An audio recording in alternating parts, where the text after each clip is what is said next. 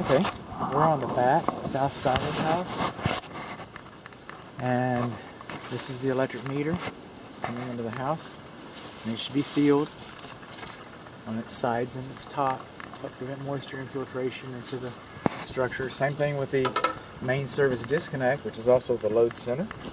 It should be sealed on three sides.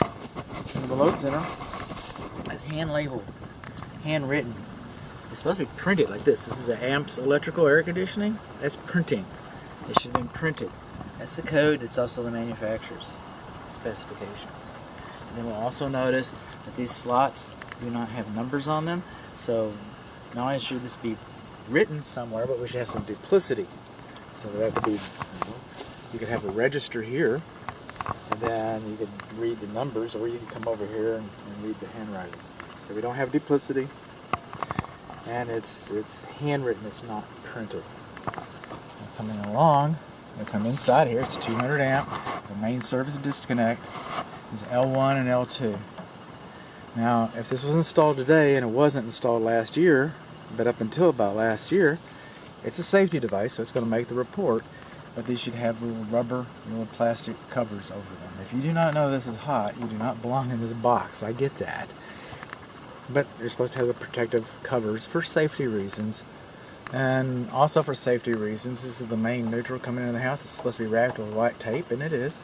It's supposed to be wrapped 4 times, and still it's only twice. Now, if you don't understand that that's the main neutral in here, and again, you do not belong in this cabinet. Everything else looks pretty good. These are arc fault circuits. These are combinations, arc and GFCI.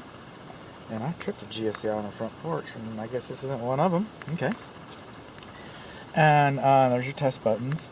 And arc fault is only inspected for its presence in an occupied house. I'm not going to push these buttons intentionally. I'm not going to trip them intentionally. They do have test buttons in case you're interested. And right now we have them in the bedrooms. And there was another one too.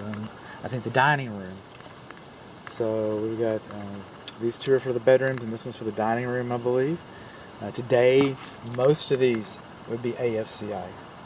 Again, a safety thing. It depends on when it was installed. Coming down here, this is 30 amps to the air conditioning system over there, the condensing unit. And the condensing unit is rated between 30 and 40, or something like that.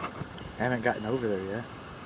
I mean, obviously I've been over there because I know that this is acceptable according to the manufacturer.